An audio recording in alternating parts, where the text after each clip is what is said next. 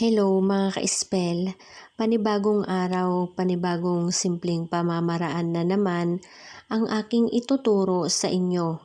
Disclaimer lang din na ang bidyong ito ay para lamang sa mga taong may buo ang paniniwala at gustong mag-try, lalong-lalo na sa mga baguhan pa lamang.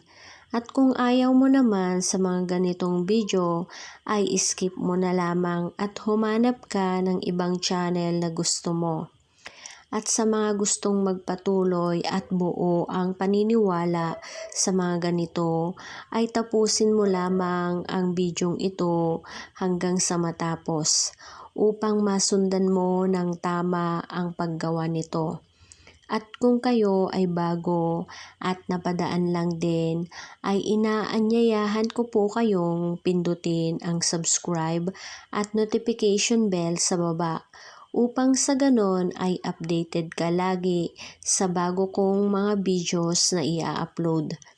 Gusto mo ba na ang taong mahal mo o asawa, kasintahan mo na ikaw lang ang mamahalin niya at makikita niya lagi-lagi at hinding-hindi ka niya iiwanan o ipagpapalit sa ibang babae o lalaki at sa'yo lang iikot ang mundo niya. At habang buhay kayong magiging masaya kahit paminsan ay isa sa inyo ay nagkamali na or natukso na rin sa iba. At ikaw lang talaga ang hahanapin at nanaisin niyang makasama. Ang una ay ihanda mo lamang ang mga materyales na iyong gagamitin. Kailangan natin dito ng isang malinis o kapirasong papel na walang sulat. And then, kailangan din ang pulang ballpen o pentel pen. Kailangan pula yung gagamitin na panulat natin.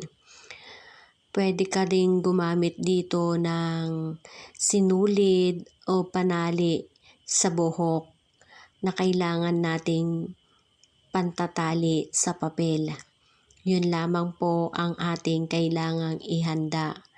At pag naihanda mo na lahat ay kailangan ay focus ka lang sa paggawa. Una ay kunin ang papel at panulat. Isulat sa papel ang pangalan at apelyido niya, edad at taon o birth date ng target mo.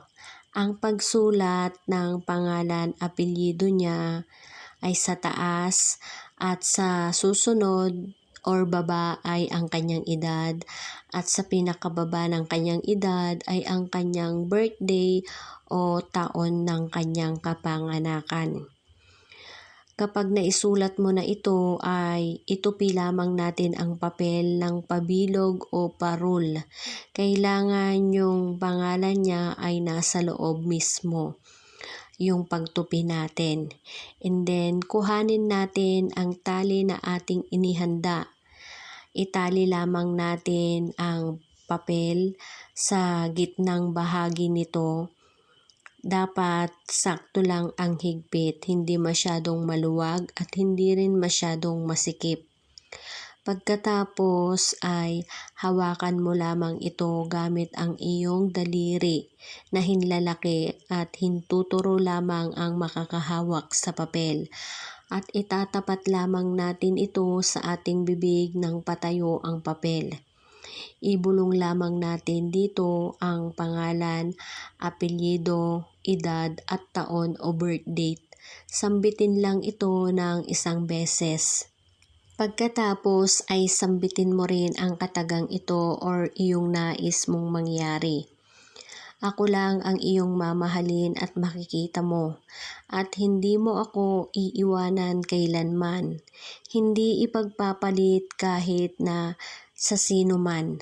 Sambitin mo lamang ito ng 3 beses. Pwede mong dagdagan ang iyong sasambitin basta't magmumula lamang ito sa iyong puso. Pagkatapos ay ilalagay lamang natin ito sa ating damitan or sa ilalim ng ating kama. Ang pwedeng gumawa nito ay pwedeng gawin ng babae sa babae, lalaki sa lalaki, basta't may pagmamahal sa isa't isa. At dapat ay huwag nating kalimutan na sa paggawa nito, kailangan ay focus ka lagi. Kailangang buo talaga ang iyong paniniwala at walang katiting na pagdududa. Gawin lamang ito sa araw ng Martes, Biyernes at tuwing kabilugan ng buwan. Sa oras ay kahit na anong oras mo ito pwedeng gawin. Nasa sayo kung ano ang available na oras mo at dapat ay handa talaga ang iyong sarili sa paggawa. So hanggang dito na lamang po mga ka-spell, hanggang sa mga susunod pa pong video. Marami pong salamat sa inyong pakikinig. Huwag po nating kalimutang magdasal lagi para tayo ay mabless lahat at matupad ang ating mga gusto sa buhay.